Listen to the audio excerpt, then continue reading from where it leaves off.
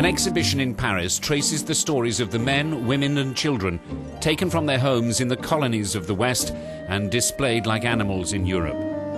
So-called human zoos were popular in the 19th and 20th centuries. Indigenous people from Africa, Asia and America were put on show and labelled as savages, thus helping to justify continuing colonial rule. It's important to have the courage to understand that we all have prejudices and that all these prejudices have a history. What's important too is to explain how the scientific racism present in Cuvier or Lin's works, or even more in Gobineau's essay on the inequality of human races, how that scientific racism was introduced to the general public. The first wave of shows were seen by a limited number of the European elite, but from the early 19th century on, they grew hugely more popular, with an estimated 1.4 billion people thought to have been exposed to these exhibitions, fairs and circuses.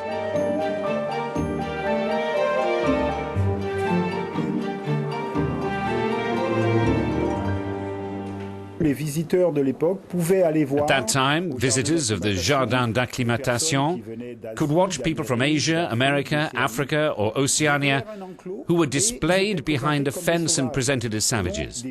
So thousands of visitors came out of those exhibitions with the feeling that they just saw an exotic savage.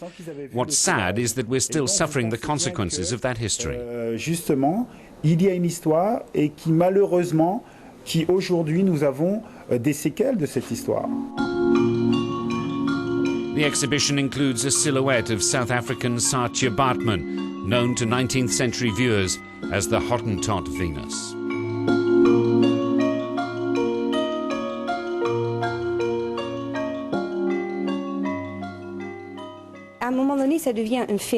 At some point, these human exhibitions became a mass phenomenon.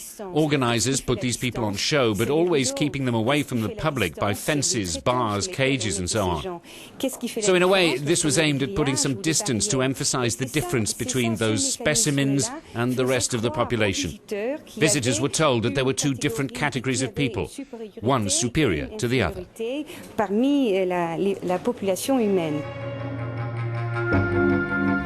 Exhibitions, invention of the savage runs at Quai Branly Museum in Paris until early June.